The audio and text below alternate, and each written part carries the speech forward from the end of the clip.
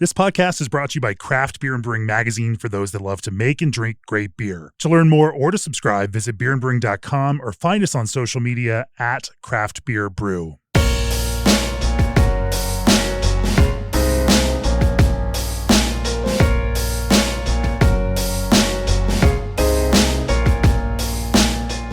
We're in Bellingham, Washington for this week's episode of the podcast, sitting outside on the patio on a beautiful Saturday morning, early before things get going. Joining me for this week's episode is Ben Howe of Otherlands. Welcome to the podcast, Ben. Thank you very much for having me. We've got some coffee. We have a little bit of lager beer, some pilsner in front of us. We are double fisting with both of those things this morning here in Bellingham. A beautiful, beautiful place Bellingham is. Back in 2021, Joe Stang and I came out here on our first big trip post-COVID, and the goal was to go talk with Mari and Will at Chuckanut, and we're like, we've got to get this podcast in. And so we came up here, met up, I think we were having some beers with Jack at Aslan, and he's like, we just ask, hey, is there anything interesting going on up here that isn't on our radar? He's like, well, have you guys been to Otherlands? And they're like, no, what's that? He's like, well, that's where all the brewers in town go to drink. I'm like, that sounds fascinating. So after that, we popped over here, sat down outside, started ordering beers. Ben was serving at that point because here we were in COVID and you guys had to do a lot of everything. And we were sitting outside, obviously. And, and then we struck up a conversation, and somehow that conversation ended long after the whole place closed. We ended up not even being able to get an Uber that night. You drove us back to our hotel. And anyway, since that point, 4 years ago, I've had this goal of recording this podcast to talk about Franconian-Style lager because, Ben, you are absolutely insanely in love with Franconian-Style lager. It's true. It is true. We actually thought about, hey, could we do this one in Franconia at some point, and tried to make that work a couple of years ago, and it didn't. And long email threads back and forth as Ben has been doing his own research on trying to understand how Franconian brewers achieve what they do. And so through the course of this episode, we are going to talk about building that character through malt, talk about building that character through water, talk about the crazy things that Ben has learned in experimenting with pH and how that changes expression in Franconian lager. We are going to get into some lager weeds and also talk about this Franconian-style lager, a little different than those Munich-style lagers, and also help all those brewers listening out there understand this broad canon of German lager that does not just begin and end down there in Munich. Of course, Otherlands back in 2022 had a craft beer and brewing best in beer, top 20 beers of 2022 for Halleluja Special. Also, the recipe is in craft beer and brewing for subscribers. And then also we have the recipe for Household Gods, the Franconian-style pale lager that we drank so much of last night as we were doing research for today's episode. Anyway, we're going to talk about all of that. We're going to get Ben's story because he's played on both coasts and brewed in Europe and kind of been all over the place. We're going to talk about that. We're going to talk about Franconian lager. But first, for years, G&D Chillers has chilled the beers you love, partnering with 3,000 plus breweries across North America and beyond. They're proud of the cool partnerships they've built over the past 30 years because brewing doesn't stop at 5 o'clock, and nor do they. They use quality components, expert craftsmanship, and constant innovation. With a 24/7 service and support, your brewery will never stop. Remote monitor your chiller for simple and fast access to all the information you need and gain peace of mind your operation is running smoothly. And brewers, what if your yeast could do more than just ferment? With Berkeley Yeast, it can. They bioengineer ordinary strains and make them extraordinary, enhancing the flavors you want and eliminating the ones you don't. Now, in addition to competitive pricing, they're offering free overnight shipping on 5+ barrel pitches. Try it out. If you don't love it, they'll happily refund you. So why settle for ordinary when you can brew with better yeast? Visit berkeleyyeast.com to learn more and start brewing with science on your side. Also, every beer menu could use a refresh button on the fruit flavors. That's why it's time to revisit Old Orchard's flavored craft juice concentrate blends, where the latest additions include fruit punch, guava, kiwi, and pomegranate. They aren't stopping there and welcome flavor suggestions from the brewing industry. More information and free samples are waiting at oldorchard.com/brewer. That's oldorchard.com/brewer. All right, Ben, let's start off with your history. You started on the East Coast up, Massachusetts? Was that your first stop before Europe? Tell us the story and what led you here to launch Otherlands. My first brewing job was at Cambridge Brewing Company when I was 22. I got hired by Will Meyers there, and I worked under him and Megan Parisi. What a terrible place I know, to learn how to brew. Right. Well, yeah, with a Russell Share Award winner and all right there. No, Will and Megan are awesome. It was. I'm extremely lucky to have had that opportunity, especially as 22-year-old right out of college. They hired me to wash kegs, fill kegs, deliver kegs, and chop pumpkins because we made a pumpkin ale in the fall, and they're like, we need some extra help during this time, and so it was bottom rung of the totem pole. And were you gathering heather? We did. We would go do that every summer. Yeah, we would go down and do that. It was awesome. But working under them within about 2 months, because I was homebrewing a whole bunch at the time when I was in college, and I had found myself in the cellar at Northampton Brewery where I was bussing tables and running food, and they had let me kind of like shadow them a little bit, but Cambridge Brewing Company is like, we'll pay you, $10 an hour to fill kegs and do all that. And I realized within about a month or two, I was like, I love doing this. This is, and I seem to be like decent enough at it. Like maybe this is what I want to do forever. And then about 6 months in, I was like, yep, this is what I want to do forever. And so worked under them and just kept home brewing like crazy. And about 3.5 years in, I got arrogant enough to think, well, why is no one making beer to champagne in the United States? Like, why is Deus $40 a bottle? Like, I can do that. And we had made our own beer to champagne at home for the 2008 election. And so we had tried degorging the bottles with liquid nitrogen, which was a bit of a disaster. Anyways, we made this like strong Belgian golden ale with, riddled the bottles, re-fermented, riddled the bottles, froze the necks and disgorged the yeast and all that. And I just had this idea, like, why don't I do this? And so I wrote a laughable business plan that my wife, Carolina, now still looks back on when she wants to make fun of me. And so like this insanely stupid business plan, and presented it to Will and his wife, Cindy, and they were like, oh, yeah, go for it. Yeah. Like, and I had their full support in doing so. And talked to Phil Bannatyne, the owner of Cambridge Brewing Company, and talked to some friends.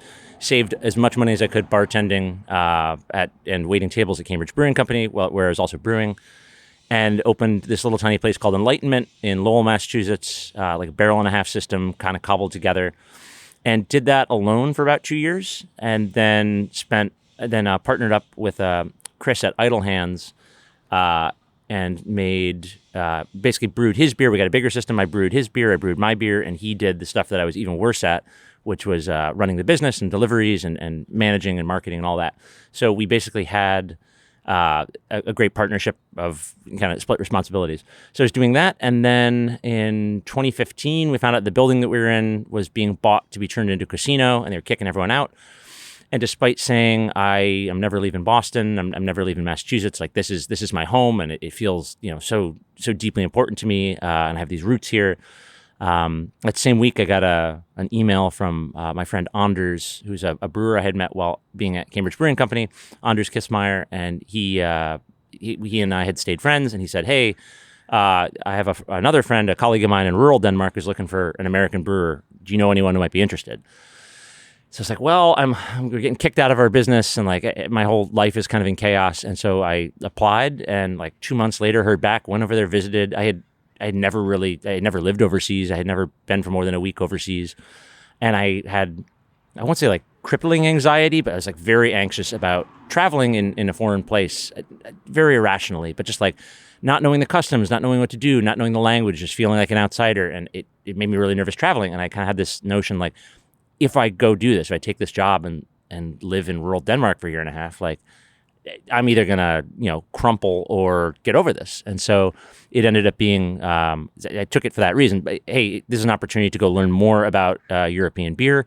Because the other idea or thought that I had was, I taste Belgian beers. I taste lager beers from Germany. Although I think I was specifically focused on Belgian beers at the time.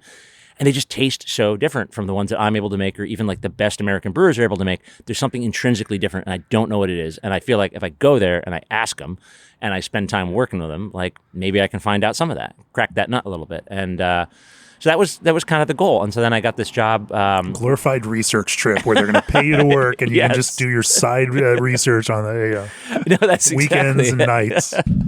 But that's really what it ended up being. So the whole thing was a life-altering journey in really, really great ways. It was my first time living alone, like without a roommate or a girlfriend or anything like that, or friends. So I was living in this thatched roof house in rural Denmark. I was working for these very sweet people, Peter and Hella, at Abeltoft was the name of the brewery. And we made a lot of American IPA, and they were we made a lot of different styles, but their flagship was an American IPA, very old school. And Peter was interested in letting me kind of explore. Well, we didn't really have a term for New England IPA at the time, and the beers from like Sean Hill and John Kimmich were stewing around in a lot of brewers in like the Boston area's mind before everyone started making hazy IPAs.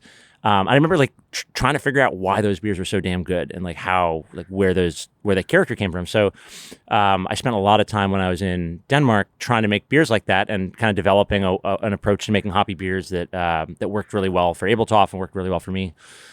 So I did that, but I also one of the big experiences that I had, I think like my first month or so, I got out of rural Denmark. So Abeltoft, the village I lived in, Hilskogård, was like a village of 100 people on the coast. And yet, it sounds very rural, but it was still an hour away from the second biggest city, Aarhus. And so after a month or so of being there, I was like, I need to go explore this place. And so I got a friend brought me to the train station, and then I took a train down to Copenhagen, and I went to this beer bar, and I was drinking like a bunch of European beers, and I was like, oh, these are so good. They taste so different. Like, I can't believe it. And then they had Hop Devil from Victory. Victory, yeah. And I was like, I got to try Hop Devil. And I had a Hop Devil, and I love Hop Devil. Let me just be clear. It was awful. It was like a year old. It was oxidized and just like, and it suddenly dawned on me as like all I've known as an American brewer was drinking German lager beer. I won't say this about Belgian beer because they hold up in a different way to me. But I had, had Weinstefan, or I had Polaner, or beers like that in the United States, and they've always been old. They've always, been on a ship that, came across the ocean. Right. They've always never been in the right form, and they've always had a very distinct kind of old flavor, which I assumed was like, that's how they taste. And then when I had, German beer in Europe, I was like, oh my God, like it's totally different. And the Hop Devil kind of made me realize it. Like they think that that's what American IPAs taste like in the same way that's what I thought European beer tastes like. So it was very revelatory to me. And that kind of set me off on like, I need to learn way more about this. And then I also, like, a couple months in, we went to the Brau Bevial in Bamberg, or I guess it's in Nuremberg. We stayed in Bamberg. It was my first time being there, and I think it was my first time in Germany. And we got in at like 10 o'clock at night, and we went to Schlenkerla, and the scales fell from my eyes. I had never had beer like that. And then we went around town and had some other beers, we had like Mars, and I was just stunned.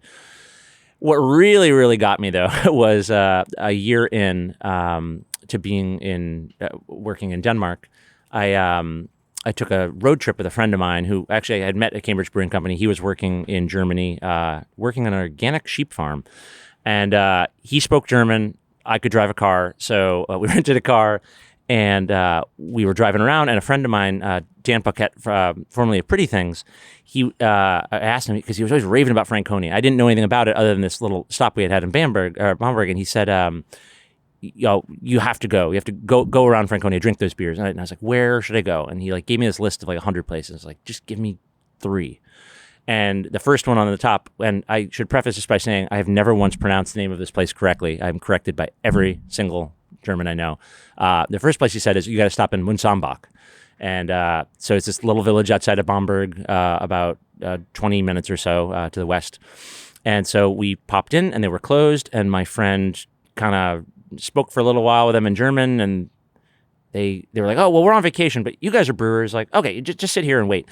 And then Stefan, the owner, came down, and he opened up a couple of bottles and poured his lager beer and his Maibach for us. And that was, my trajectory changed as a brewer. I had never, like I said, like when we were in Bamberg the previous year, I had never had beer like that. I had never had beer like this. It was just a radical departure from what I thought lager could be.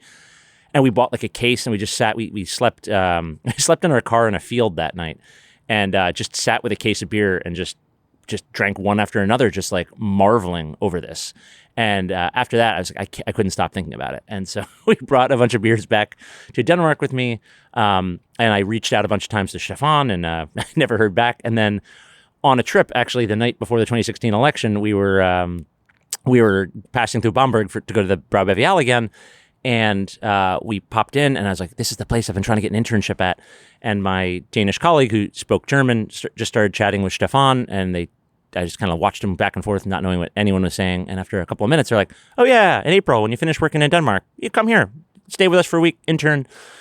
And that became, that was the other like really big jumping off point, is like having the opportunity to see a really different way of approaching beer, a really different way of brewing beer, thinking about beer, talking about beer, technique wise. And so then I did another internship in France, and I went back to the United States in 2017, and I just couldn't stop thinking about what I had seen and learned at Mönchsambach. And then I worked with Kevin Davey at Wayfinder, and got a really different approach to making lager beer. Kind of learned the Kemper method, or the Chuckanut method, the Davey method, much more modern German lager brewing, and learned a hell of a lot from Kevin.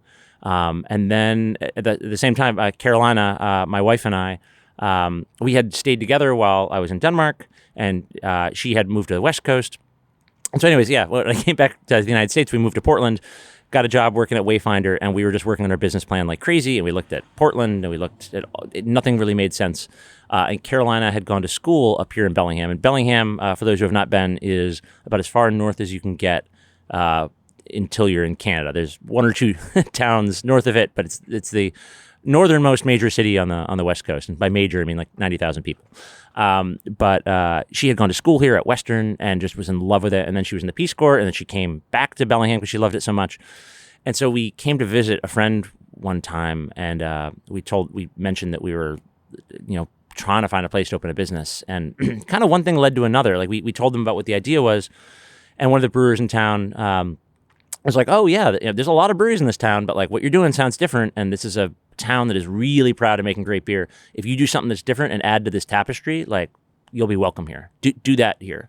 I don't know if he regrets saying that now, but it's So we looked, and we were really lucky. We found a building that was being built in a neighborhood. It's an industrial zone, but it's in a neighborhood surrounded by houses. And we lucked out. We met the people who were building it, our landlord, our furniture builders, and they were just wonderful to work with. So we kind of like got to build our space as the building was being built. And it's way too small. It's 2,500 square feet. But we're like, okay, we can put a little tiny brewery down here. We have a 7-barrel brewery. We initially had 8 tanks.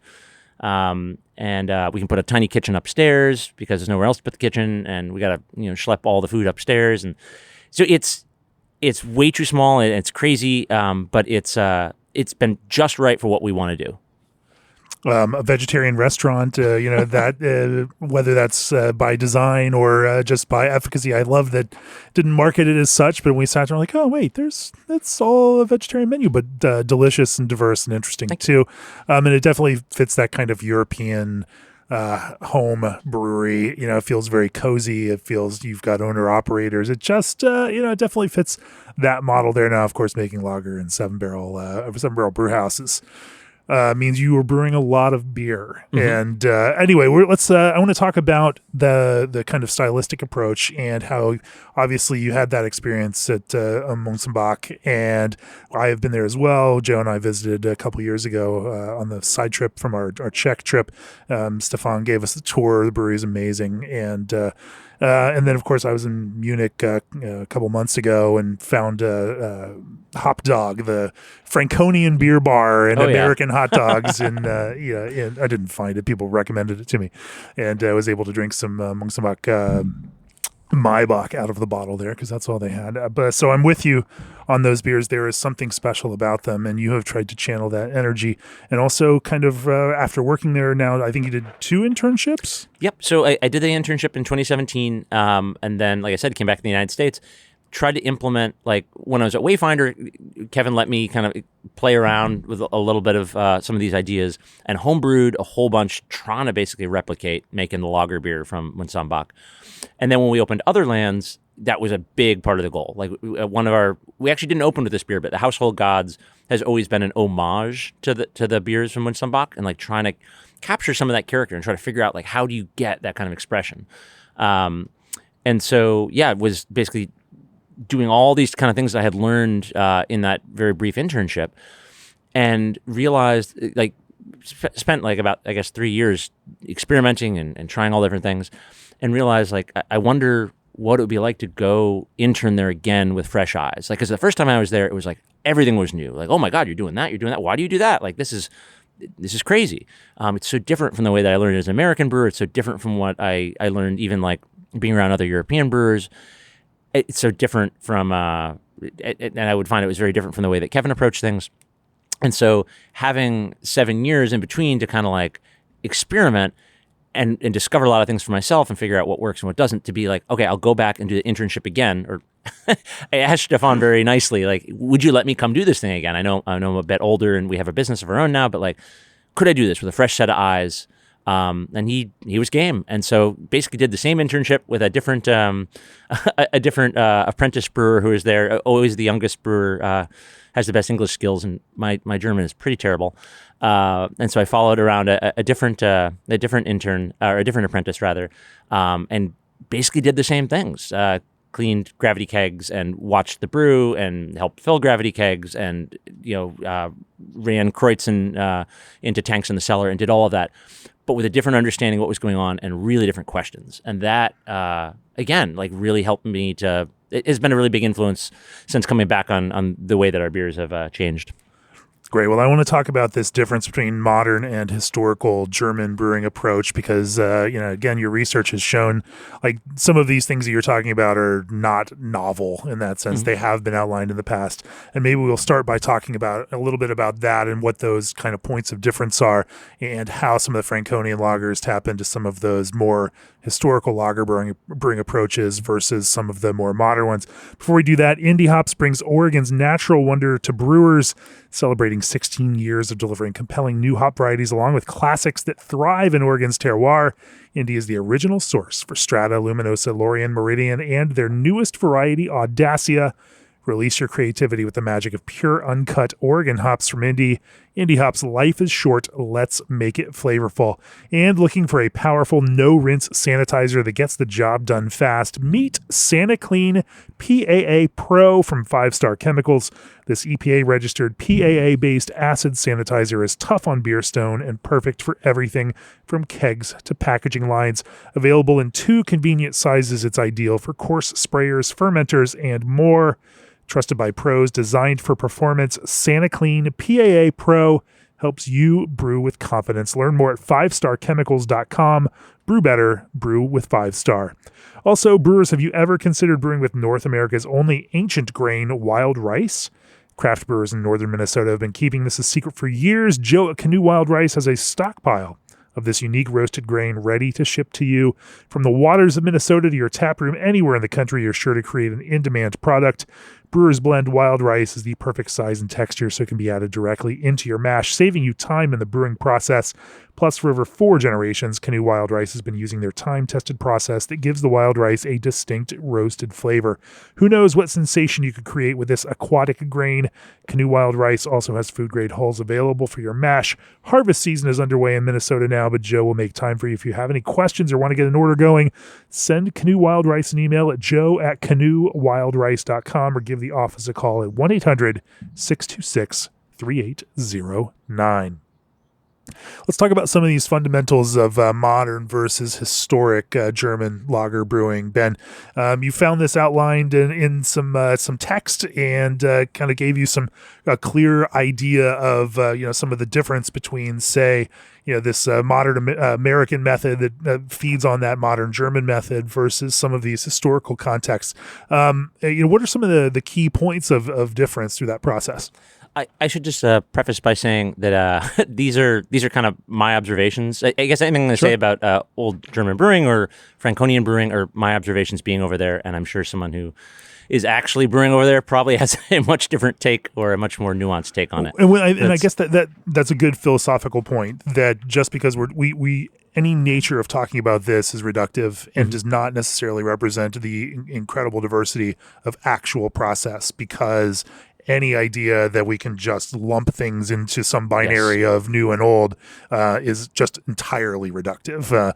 Unfortunately, we only have an hour in this conversation, and so we need to make some concessions to time and efficacy there. So, in that sense, but that actually is fundamental to what we're talking about here. There's many, many ways of making lager in Germany, and rather than just pulling on that one kind of Munich tradition, we have always been now trying to broaden that canon and help brewers in America and around the world understand that kind of breadth, and not just simply that one style of brewing. And Franconian lager, and then of course Zeugel, and the beers from the Oberpfalz east of Franconia.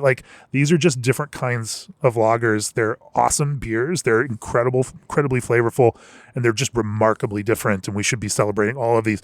Anyway, that's my soapboxing. Talk about these points of difference. Some of the key points of difference, because there are real process differences. Between some of these. I think, so as you alluded to earlier, I saw this, I discovered this about 2 years ago, outlined very clearly in the MBA handbook. Here's old German lager brewing, and here's new German lager brewing, and it'll be much more succinct.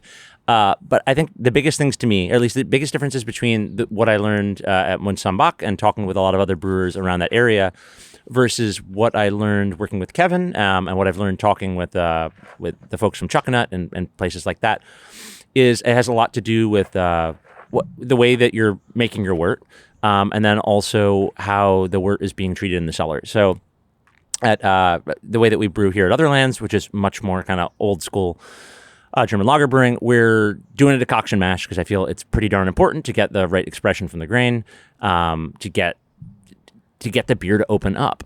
We're still step mashing. At a lot of newer German lager brewing, they're doing a much more simple step mash. So we're doing the malt that we're using is a little bit less modified. It's a little bit more rustic. So we're doing a protein rest. Where do you get your malt from? We get it from Bamberg. The other one that's not Weirmann. So, gotcha. So we use that grain. It requires a step mash. To my mind, it really opens up when you decoct it. When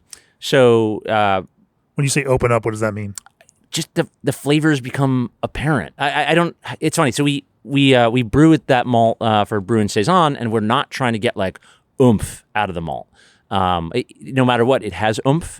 But by decocting it, so with our Helles, we do a single decoction. With our the pilsner we're drinking now, we do a single decoction. I brewed Rauch beer yesterday. We do double decoction on that. Depending on what we're doing, we decoct all of our lagers to some extent. And with the malt from Bamberg, I don't know a better way to put it than to open up. We get expression, we get bigness, we get flavor, we get body through that decoction. The flavors become more expressive and more apparent in a way that I really like. So there's a difference in the way that the wort is made instead of a kind of more straightforward step mash. And then I think the biggest thing is temperature and cellaring approach. So we pitch pretty cold. We pitch at 7C, which is kind of an older German lager brewer way of doing it. Pitching pretty cold, fermenting on the colder side, fermenting around 10C or so. And then we don't raise the temperature. So we'll either... What? I know, right? No diacetyl rest? No diacetyl rest. So we will either let the beer finish still, so just completely no spund at all, and then kreuzen back. Basically take the next batch that we're brewing, whether it's Pils or Helles, usually those are the two we use, and add that as kreuzen to the beer, and then spund it. Usually we'll start bringing the temperature down to 8C, 7C, 6C, something like that. That's when we'll add kreuzen and let it kind of slowly over a period of 2 weeks or so carb up, condition, clean up. Versus kind of the new German lager brewing. Okay, we've got about a Play-Doh to go, Play-Doh and a half. Let's raise the temperature. Let's close the tank. Also, we usually pitch a bit warmer. So at Wayfinder, we'd pitch our yeast Kevin's going to kill me. I can't remember. I think it was 50 Fahrenheit, and we would ferment it, I believe, at 54 Fahrenheit, something like that. So a bit warmer than we're doing here at Otherlands.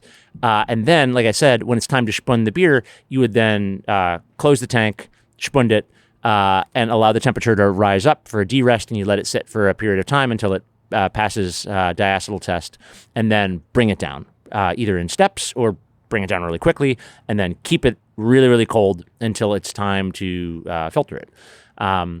Whereas in the kind of the old German lager brewing way of doing it, you're keeping it colder longer during primary, bringing the temperature down a little bit slower. A lot of the people that I talk to in the Franconian region are, okay, like we got a Play-Doh to go, let's spund it, but let's bring the temperature down now instead of the temperature up, and let's transfer it to the lager keller now. It was in the fermenter room, so now let's transfer it to a horizontal lagering tank. And okay, the lager keller is at 3C or something like that, so it'll spend, the beer will naturally cool down from fermenting at 10 down to 3 over a week or two, and it's slowly kind of eating away that last little bit of sugar and carbonating the beer, and all that's happening at a colder temperature, and they're not raising for diacetyl rest, and they're basically allowing. There's a famous chart in Kunze. I don't know if it's famous, but I think of it all the time. There's a chart in Kunze of diacetyl precursors being reabsorbed by yeast over time at temperature, and theoretically, over a long enough time, they all get taken back up by healthy yeast, and that's the approach that a lot of old school German lager brewers are taking. Unless they don't actually get uptaken by some of that yeast in the process. Yes, that does happen, doesn't it? I've had some experiences of that happen. So as a small brewery brewing lager in a 7-barrel system, the requirement of time for that is kind of insane. At this, you can see how someone doing it at scale could do that and actually have a business. It's a different kind of commitment for you, but what does that actually mean in terms of that longer lagering time at low temperature in order to have that uptake happen? Well, I'm gonna shock you. I'm gonna be honest. We spent 3.5 years of fiddling with that. Sometimes we would do derests. Sometimes we wouldn't, and rely on kräusening to clean up the beer. And it was diacetyl roulette. We usually were good, but sometimes we weren't. And I started using ALDC. I started using like 20 grams of ALDC right at the beginning of fermentation, and it has eliminated that problem for us. The benefit, so we basically don't ever have D positive beers come back when we do tests anymore. The benefit I'm finding, and this is kind of a bigger discussion of what I've learned about making Franconian-esque beers, is that re-fermenting, like getting our kräusening to produce the carbonation that we want and clean up the beer at that cooler temperature, to me, produces a really different mouthfeel and produces a different quality of carbonation and different foam. Like it makes the beer just richer and better and smoother and softer and all the things that I want in beer. And so, because I'm using ALDC and cheating, and my beer is no longer Reinheitsgebot, I'm able to achieve that without playing diacetyl roulette. A little bit of historical method, a little bit of modern science, and together you have a process that works. And so what? How long does your lager need to condition then? At that longer cold temperature. So, like with a beer like our Helles. So, I guess is another kind of tangent. With our Helles, we never spun the beer. The Helles is at this point it's always kräusening. So we have like a week and a half of primary, and then we'll bring it down to 8C from 10. We'll harvest yeast. And then whatever we're brewing next, it's almost always Helles. We'll pull kräusening, add it at 8C, and it usually spends about a week and a half or so at 8 or 7. Like I'll start slowly kind of bringing it down until, okay, we're back at terminal. We're at wherever the beer had finished before. It's eaten all the kräusening. We still do a D-test, even though we're using ALDC. Okay, we're good. And then we'll slowly bring it down at about 1C a day. And then it spends 3 to 4 weeks at that temperature in the lager tank. And then we'll just package right off the lager tank. We get the beers nice and bright for the most part.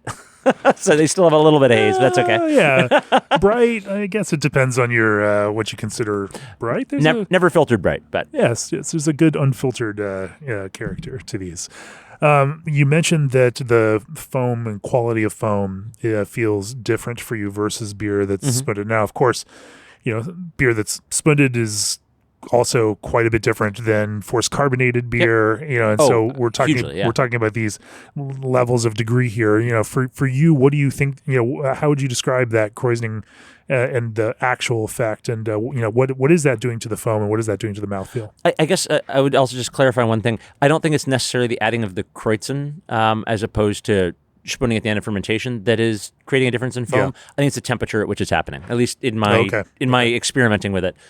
So sometimes we'll spund a beer. Like we experimented with spunding a beer. Okay, it's got like a Play-Doh and a half to go. Let's bring it down. Okay, we're down to 8. Let's spund it with a Play-Doh and a half to go or a Play-Doh to go. And then let's bring it down to 7 and let's bring it down to 6. And that kind of, to my mind, is kind of the same thing that we're doing when we're adding kräusening at those temperatures. But to me, like the bubbles are tighter, the foam is denser, the mouthfeel is fluffier. The foam hangs around and it's got better lacing, and it's just the beer looks more delicious. The beer tastes more delicious. There is some beautiful. I'm holding my glass up here, and we've got some bright sun, but the lacing is extraordinary on that. It works, I think so. Well, let's we've talked about the finishing process for these your Franconian-style lagers, but we haven't talked about some of the input in the mash process, where we started talking about the mash process and then we kind of fast forwarded. I want to go back and talk about some of the other key components there, particularly water chemistry, and then also pH and what you have found, because in order to create the true expression of these flavors, and these are such flavorful beers, like capturing like interesting elements, whether it's like lime and marmalade and some of these, hefty and cooked, fruit character, and subtle German lager sense, not in American IPA sense. They capture a lot of this interesting richness and flavor. We're going to talk, and apparently, from the testing that you've done, you think pH plays a big role in that. I want to talk about that, but first, for over 50 years, Prairie Malt has been producing high extract malts forged from the fertile soils of Saskatchewan. As proud members of Bort Malt, one of the largest malt companies in the world with 27 malt plants in 16 countries, their North American malts are complemented by a wide variety of base and specialty imported malts from around the globe. This year, Prairie Malt is partnering with Roadhouse Brewing Company and Melvin Brewing Company to pour an unforgettable lineup of beers at their shared booth at this year's Great American Beer Festival in Denver, Colorado from October 9th to 11th. So stop by the booth, sample some award-winning beers produced with excellent malts, and learn more about why malt from bigger is better at prairiemalt.com. Also, Senos, the new leader in AI-driven fermentation sensing, analytics, and control for the brewing industry, is now taking orders for the most advanced intelligence sensing technology, the Senos M3, the hardware connection into their Senos system. The Senos system platform delivers real-time fermentation control and predictive insights, giving brewers the tools to monitor key variables, detect issues before they escalate, achieve consistent outcomes, and eliminate waste with every batch. The Senos M3 is a modular in-tank sensor that delivers continuous real-time monitoring. The M3 captures 8 critical fermentation parameters throughout production. Turn your tank into a smart tank. Order your Senos M3 at senos.com. That's SENNOS.com. And Briess Malting has been involved in the craft brewing community ever since it was established in the 1980s. Today, Briess offers the largest product line of specialty malt and is continuing to innovate. New malts include Heritage Gold and English-style ale malt with complex bread character, and Lighthouse Munich, which has the full body of a Munich malt but with minimal impact on color. All Briess malts are produced in the United States, so you can count on a reliable supply chain. Barley is sourced from 300 growers in the Bighorn Basin of Wyoming and Montana. Malt is the backbone of beer. Check out why so many craft brewers trust Briess for their specialty malt at brewingwithbriess.com. All right, Ben, let's talk about water and pH in the mash. You, again, as you were doing all of this test brewing, and I should say we now have a long, multi-year email thread between Joe, you, and me talking about a lot of these experiments, and as you were going through some of this experimentation and doing some of this research to figure this stuff out. Talk to me about what you have found through this process of trying to capture that expression. What is it about water and then pH, that has such an impact on Franconian-style lager? So again, I would preface by saying that, as you alluded to earlier, Franconian lager is many different things to many different people and many different breweries, and the water at these different places. So they all have many different water sources, and so people's water is different if you drive 10 miles this way, 10 miles that way. I discovered that some of the beers that I really like seem to have in common a lot of malt characteristics, and we're using the same malt they are. We bring in the malt ourselves. Like I know that I'm using the same malt. I know we're using essentially the same yeast, and we're using a lot of the same processes. And I spent years being like, why can I not get that character? And also, like, why is my beer paler? Like, what's going on? Like, I have a direct fire system. We're doing decoctions for a bit longer than we probably should, and yet my beer is noticeably paler than a lot of these beers. Right. Where's this color coming from? And it took me years of kind of like talking with people and thinking about it, and initial conversations I had with brewers there where they'd be like, oh, yeah, we don't use a pH meter. Like, we don't know. Yeah, we don't use acid malt. Like, why would we adjust? Everything's great. We like our beer. Why would we change it? And so I initially started experimenting by being like, all right, I'm not going to use any acid malt either. I'm not going to acidify my sparge water. I'm not going to do any of that. And I got the first inkling that, oh, wow, something's different here. Like, there is a bit more of this other character. And I wasn't really getting color difference per se. But something was different. And then I'm trying to remember the exact way that it kind of came about. I started, I think I was talking with Stefan about the color in his beer. And he was just like, I don't know, we're using the same malt as you, man. And we take a long time to heat up. And I went home and I was reading through Kunze. I was reading about Maillard reactions and pH. And there was another one of those Kunze charts that's the light bulb went off, and it was Maillard reactions versus pH. And, pH goes up, Maillard reactions go up. And I thought to myself, well, Maillard reaction is, what is it? It's producing melanoidin. That is the flavor that I think I like in these beers, or some of the flavor that I like in these beers. Why don't we try that? So we tried really hardening up our water with the first tool available, which was calcium carbonate, and just really whacking the mash with calcium carbonate, which is exactly the opposite of what you're supposed to do for brewing nice, clean lager beer. And I was like, going okay, hard instead of soft. Oh my gosh. Yeah. And we got a couple steps further, and I was like, oh wow, okay, we're getting color development, we're getting flavor development. And it's been kind of this slow experimenting process to the point that now we're basically using a cocktail of, we started using magnesium carbonate because it really spikes the pH. And so we use some magnesium carbonate, we use a bunch of calcium carbonate, and then we use some gypsum as well to basically kind of build a water profile. Because cards on the table here, we're here in Bellingham with this beautiful glacial runoff water that's just soft all year long, no matter what you do. So I guess we could brew, Pilsen-style pilsner. But we basically, if you want to play with your water here, you just add. There's no... Sure. At least you don't have to strip it out. Exactly. You can build. I'm not brewing in Arizona or anything. So, and I guess this is another point that I think we should emphasize. A lot of the folks in Franconia whose beers I really admire are brewing with the water at the place that they live at. Of course. Here, hey, why does your beer taste the way it does? Because this is where our well is. We are not doing that. We're artificially being let's create this thing. And there's a part of me that feels a little weird about that. But I guess what I have found interesting is I feel as though by really playing with our water, by really spiking the pH at different points in the process, in the mash, in the decoction, in the boiled wort, which will boil for an hour and a half at these really high pHs,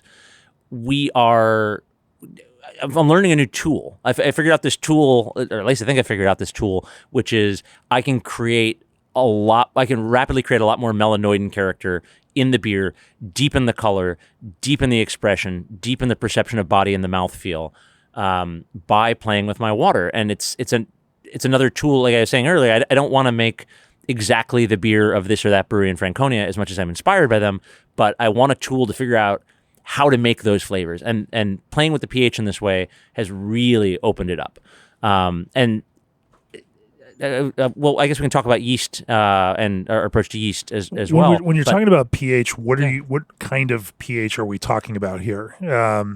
Just kind of give me a ballpark. Obviously, all of how people get to some of these things are going to differ based on where their water is when they start. So sure. So we can't talk about that in absolute terms in terms of recipe and amounts. But for you, what is that general kind of pH zone that you're in for these? So we're okay.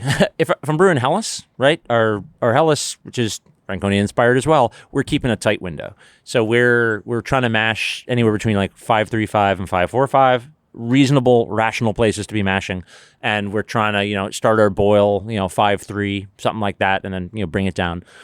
With a beer like the Household Gods, we are basically trying to mash like above 5.8, like in places where you would not expect. Again, back to Kunze, you would not expect conversion to be taking place effectively. Right. The enzymes to be working, but it does, and so then we don't do any adjustment to our sparge water. We're basically adding a bunch of stuff to our mash water, trying to get it as mixed in as we can, trying to mash at like 5.8 plus, and then we're trying to adding a bunch of minerals to the wort that we have collected in the kettle, as opposed to adding it to our water. Because I still, despite what I've learned, I still have a fear that I'm gonna strip a bunch of tannins out of my grain. Like that's why we keep such a tight window with the Helles and beers like that.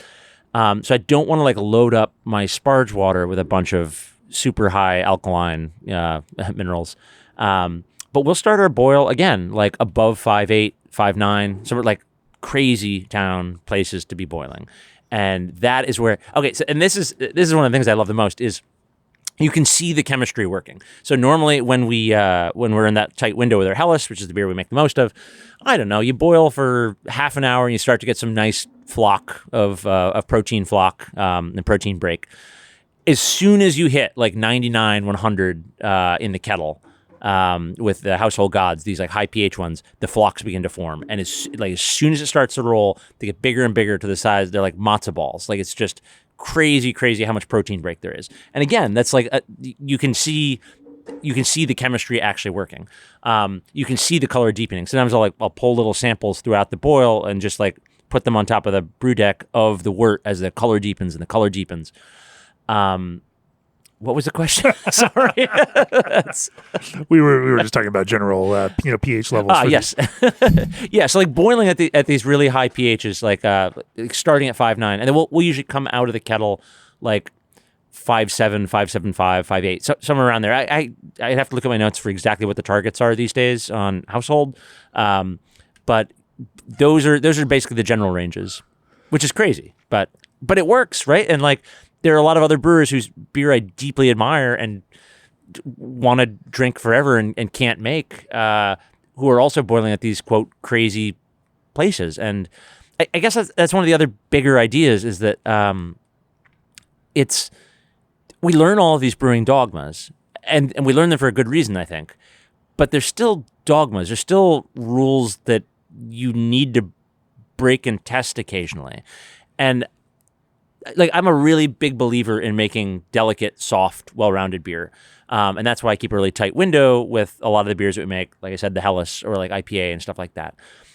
But the fears that I had that if you break those rules really dramatically, that I'll make like this terrible tannin bomb that'll be astringent and it's not the case. Like, and maybe there's other factors going on too that I don't understand. That is the thing is like, I feel like all these experiments have given me a glimpse at something. I'm getting the shape of some idea, but I don't fully understand it. Like we're exploring it. It's just like abstract art and figurative art, right? If you understand the rules and understand the basics of composition, then it makes breaking the rules that much more effective. If you don't understand some of those basics, then the work never gets past that pretty simplistic stage. And so there is something to understanding the text, but then trying to get into the mechanics of how that works. So you're boiling at these incredibly high pHs, getting a bunch of protein break, but also getting this nice kind of golden color developing, and this kind of richness within it. Is steam or direct fire here? Direct fire. So that's potentially contributing a little bit more also to that kind of process. Do you think that impacts some of that interaction of that direct heating with some of that protein is part of this? I like to think so. Like I was saying earlier, when we weren't doing super high pHs, I was always annoyed by not being able to pick up that color. And now I think maybe because we're at the pHs that some of these breweries are boiling at in Franconia, and I have a direct fire system instead of a steam system, or having like a calandria. I do think that, okay, well, maybe I'm overdoing it a little bit. And in fact, we had one batch where, so the way that we do the mash in the Household Gods is, okay, we do a pretty complex protein rest. We bring everybody up, we bring the whole mash up to a beta, and then we pull off a pretty big decoction, like 40%. We send the 60% to our lauter. The 40% is brought up to a boil, and it's like a really short decoction. Normally we do 15 minutes. This is like 5. And then we send enough back to raise the main mash to like 71, 72. But then we keep that last little bit. And I'm always worried, we're going to lose too much temperature over there. So when we send that last tiny little bit over to raise it just a little bit more, it will have cooled too much. And so this one time I was like, you know what, I'll keep boiling that. And so I kept that boiling, and then I sent it back, and when it came in like red, and the whole mash I just watched before my eyes as it changed. And we didn't end up making a red beer, but like the beer was like deeply copper instead of like deep gold. And I was just like, oh, okay. Like, this is what happens when you continue a Maillard reaction. Like, just keep it going at this high pH. Anyways. Sure. So then let's talk about fermentation. You now are going into fermentation with some rockin' pH here. Mm-hmm. Or is there any other process around this that starts bringing pH back down? I don't know how much I can speak to this. I can just say that yeast do their job, and the pHs drop pretty rapidly. So usually, I come in the next morning after brewing, and I, take a gravity and a pH. And with our Helles, like, okay, we'll knock that beer out at like 5.2, 5.15, and the next morning it's at like 4.75, 4.8, something like that. With Household Gods, we're coming out at like 5.75, something like that, and the next day it's at like 5.2. It's still above 5, which is when you first see it, you're like, this is, we shouldn't be there, but it's okay. We end up getting down. So like most of our beers at the end of fermentation are somewhere like 4.3 to 4.4, and Household is always like 4.5 to 4.55 to 4.6, something like that. Like it retains a little bit higher pH because it starts a lot higher, but it still gets down to a sensible range. And so then, talk to me about yeast. So this is one of the biggest, I think before like getting crazy about the water, this is my biggest hobby horse, and I'm a true believer in this one. So our yeast comes from a yeast catalog from Duman's, and it's supposedly one of the most commonly used German lager yeasts. And I was like, okay, I'm getting 3470. It is not, or maybe it is. Like someone who knows a lot more about the history of yeast can speak to the origins of these things. But it's so radically different than using a 3470 that I've gotten from any American supplier. It provides body to the beer in a way that is inexplicable. It has these like big fruit flavors, especially as the gravity of the beers go up. It has this like kind of subtle banana bread thing in every beer that's always going on. So I start with an expressive yeast. And then the way that we treat it has been a really big thing. So something that I saw at Munzenbach and I saw at many other places is, okay, we're harvesting a yeast before the beer is spunded or before the beer is kräusened. So the yeast is never seeing pressure. It's then harvested into a vessel which doesn't keep pressure on it. It's basically like a vessel with a lid. We now use a 7-gallon stainless steel pot that I bought for a restaurant, and I basically harvest into that with the beer that I'm harvesting from has never had pressure on top of it. The yeast goes in there. We then keep a lid on it, but not under pressure. And then I'll often like do something that I saw done at some of those breweries, basically spray a bunch of water on top and before pitching, pour off that water. Why we do this, I'm not quite sure. Superstition. Yeah, well, kind of. So one of the brewers that I had the honor of following around at Mönchsambach, who did not speak English, and my German was not up to snuff for asking real questions. I was like, we were harvesting yeast and putting it in this giant bowl where yeast is collected, and rinsing the yeast. And I was trying to ask him, I was like, why? Like, what do you? And he looked down at the yeast and pointed at it and made like a sleepy kind of like, oh, we're spraying water on it. What I understood from his implication was, we don't want the yeast to be sleepy. We don't want it to be in the CO2 environment of like, oh, we don't want it to be lazy. We're trying to wake it up. Like, scrub that CO2 out and like, be ready because fermentation's coming, buddy. And so that's kind of the way that I think about, maybe that's why we do it. It's another, if I have a brewing dogma, it's, if somebody knows how to do something that you don't, like, try it until you can figure out how to do it. So, yeah, it seems kind of crazy to be spraying water on top of your yeast and pouring off the water. But then that water itself, as you pull it off, has some of that character and flavor of the yeast. Oh, it's super interesting. Yeah, it's amazing how like fruity and just like full the water is. Not that we drink it or anything, but so. What basically we have discovered over time is that if we take our yeast and we don't keep it under pressure, so like the pills that we're drinking right now, this one was spunded. It got to a plate away from terminal. We spunded it. We didn't harvest this yeast because we don't necessarily want to. We could use it. Like we definitely brew with yeast that has been under pressure, but we discovered that when we harvest from beers that are never under pressure. And then the yeast is used to ferment the next beer, and then we pull kräusening from that second beer and kräusening the first beer. There's just totally different expression, especially as the generations go on. It gets fruitier, it gets breadier, it gets yeastier in all the ways that I really love, and in all the ways that I really love about the beers that I love from Franconia. It's just big and expressive and bold, like people have asked me like, what do you love so much about the beers from Franconia? And I can use all those descriptions to say, oh, these are the things that I love about them, but they remind me, and some brewer I know will probably slap me for saying this, they remind me of like farmhouse ales in the Belgian tradition, in that they are like big and expressive and unique and individual, and the yeast has a lot to say. And that is what I'm trying to get out of our yeast. And I found that with our yeast, never keeping it under pressure, keeping it as happy and healthy as possible, giving it the freedom to kind of like live in this pot and then just go to one great fermentation after another, it gets more expressive.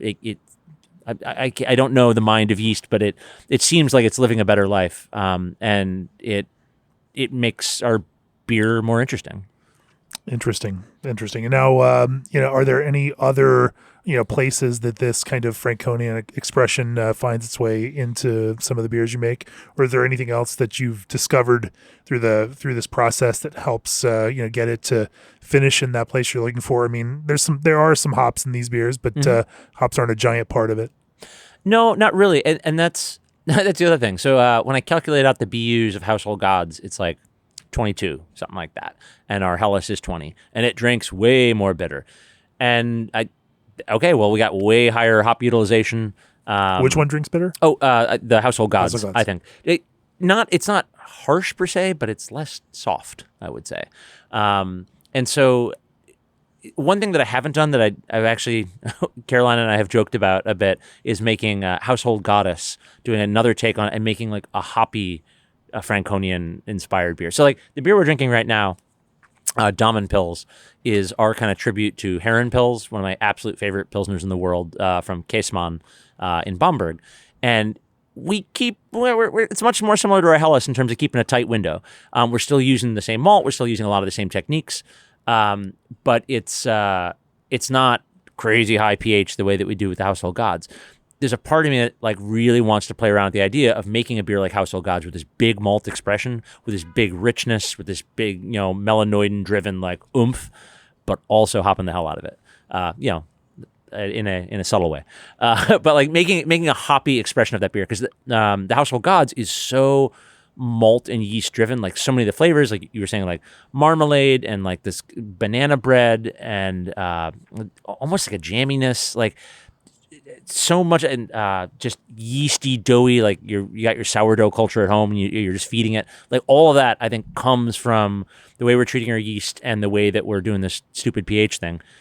There's a part of me is like, what if we also like added hops on top of that and really like hit the whirlpool really heavy, or like boiled a lot of hops for a long time? We haven't done that yet, but it's something we're thinking about doing.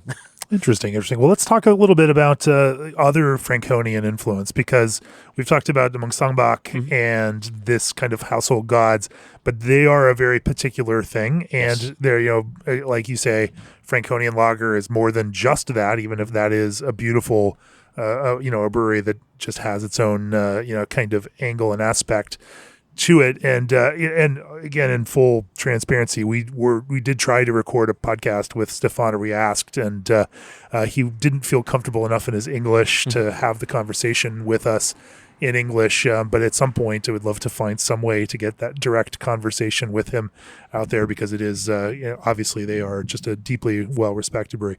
But, you mentioned Damen Pils as this, connection to, Käsemann's Heron Pils. Talk to me about some of the other points of Franconian influence and how they work into some of the different beers that you make. That's a good question. When you started making a Käsemann, homage, like how did you start pulling that one apart, and what were some of the key features of that, and how did you then go about, putting your own spin on it?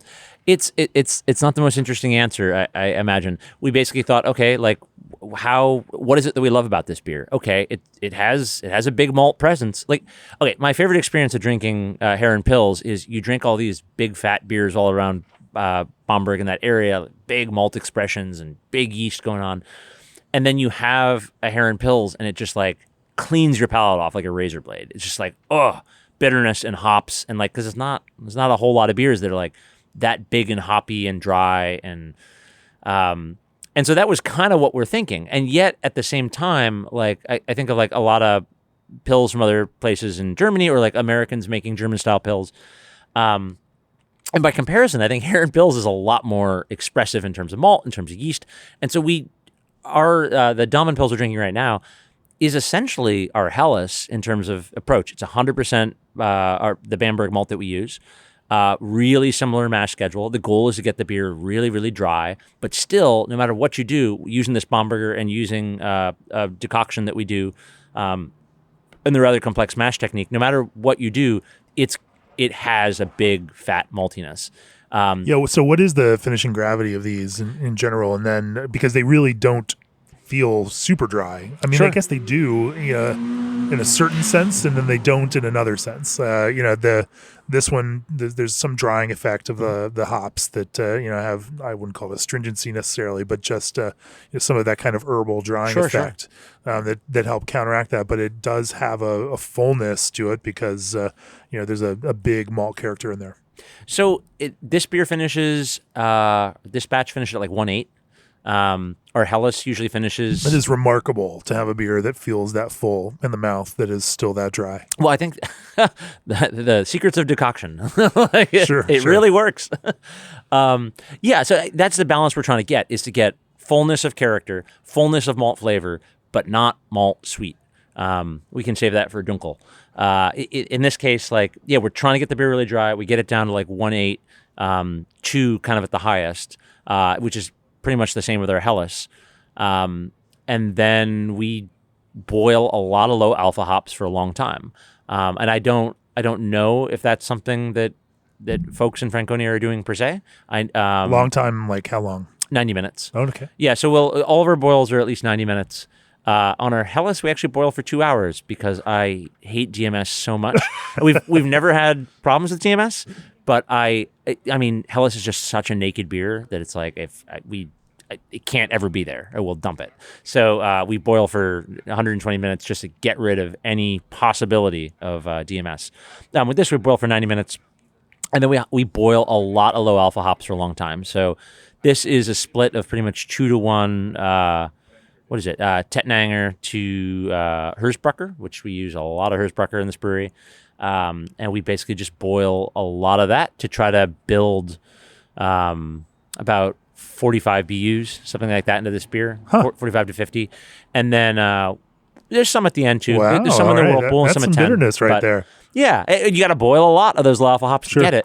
But this is something that Kevin Davey really turned me on to at Wayfinder is taking a lot of, in this case, we were brewing Czech Pils and we were taking Czech Zats and boiling a ton of them for a long time. And there's a little tiny bit of Magnum in there too to augment the bitterness. But by boiling and boiling and boiling and boiling these low alpha hops, we just got a ton of flavor expression. And that's kind of what we're thinking about doing with this beer. We want to build in a lot of bitterness. We also want a lot of flavor expression. And also I think like boiling a lot of hops gives you a lot of mouthfeel too. And so again, the beer finishes dry. It's at 1.8. We boiled a fuck ton of hops and we have this big fat malt and we put it through a decoction, and all of those things, you can have a beer that's really dry but doesn't feel really thin. And all of them, it's not, I think like anything in brewing that I think anyone who makes really great beer, really interesting beer, will probably tell you is it's not one trick or two tricks. It's like getting like 30 tricks to kind of all work in conjunction with one another. And so, okay, we boil a lot of hops. We use this malt. We do a decoction mash. We spund to colder temperatures. All of these things hopefully add up to a fullness and yet a dryness. Yeah, yeah. As we come to a finish here, let's zoom out and talk about big picture. You have brewed on the East Coast. You have brewed in Europe. You have interned in Franconia, in France. You have studied and staged in a way at some interesting breweries around the world. And you came back here to Bellingham to you and Carolina, your wife, to create this small brew pub focusing on this awesomely weird beer, full of flavor, full of interest, and also beer that has put you on the radar of fellow brewers as contributing something truly meaningful to this awesome community of brewing here in Bellingham. And it really is an incredible place for beer, and anyone who's a true beer fan should come up here and hang out in Bellingham, because there are some incredible high performance but also just really creative and interesting breweries up here, and some of the best lager that you'll find on the entire West Coast. Of course, Kevin Davey did his time up here at Chuck and Nut and learned that Kemper method, although they're now down in Skagit. He comes up to visit occasionally. I'm sure he does.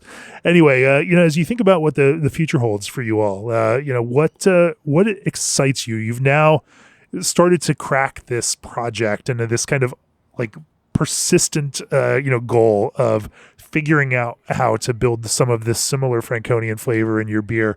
So the creative project has actually been driving you for years and years and years now, which is such an interesting, focused kind of thing. Are there other creative projects that drive you? And then, where do you all hope to see things in another 3 years?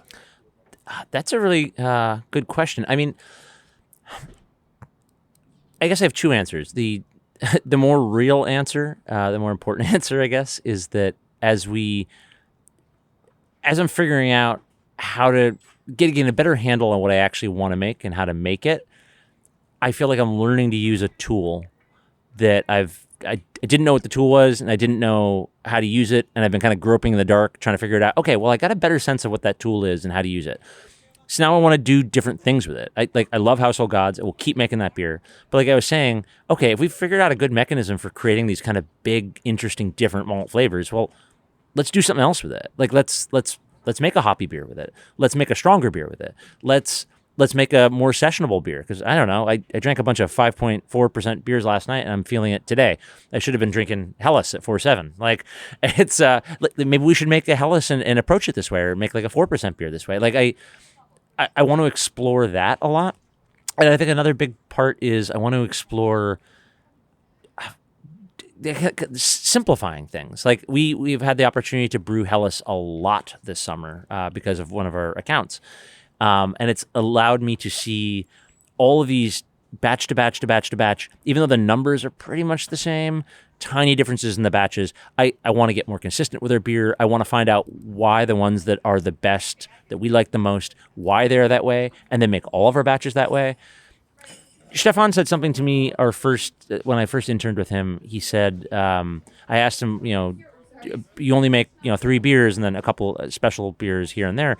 Why, do you ever miss making new beers? And he's like, yeah, I miss it, but I have a different challenge, and that is my beer is excellent 97% of the time. I'm going for 100. I'll never get there, but if I can keep making these beers every single day, I'll get closer and closer and closer, and that is my challenge. Not making a new beer, which when I make a new beer, okay, it's excellent 50% of the time, 60% of the time. My challenge is to do the thing that I do every day and to be more excellent at it, and that has stuck with me, and that is something that I think with Otherlands I would really like to do. And that doesn't mean the only thing I want to brew is Helles. Sometimes I daydream what if we only brewed Helles? That might be pretty cool. But that challenge of doing what you do, getting better and better at it, and getting to know it more and more and more.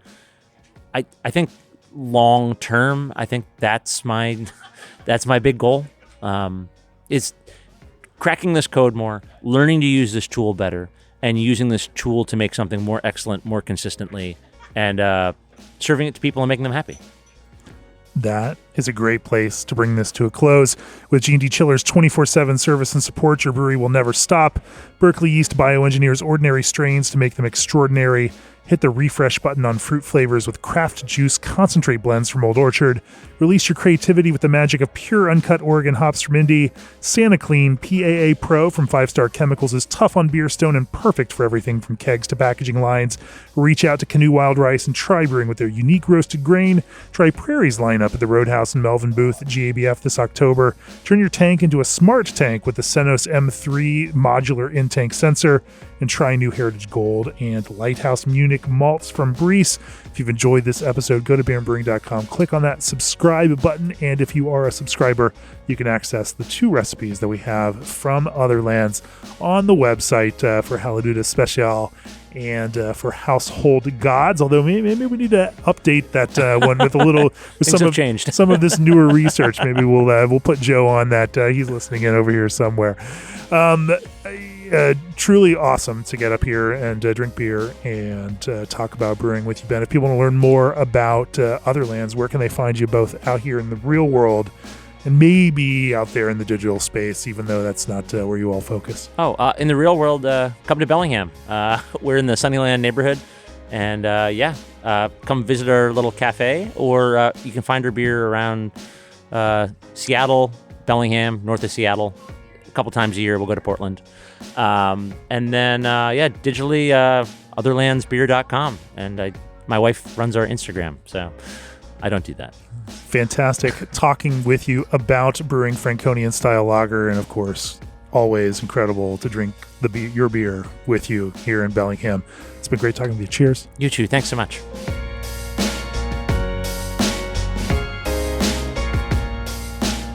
This podcast has been brought to you by Craft Beer and Brewing Magazine for those who love to make and drink great beer.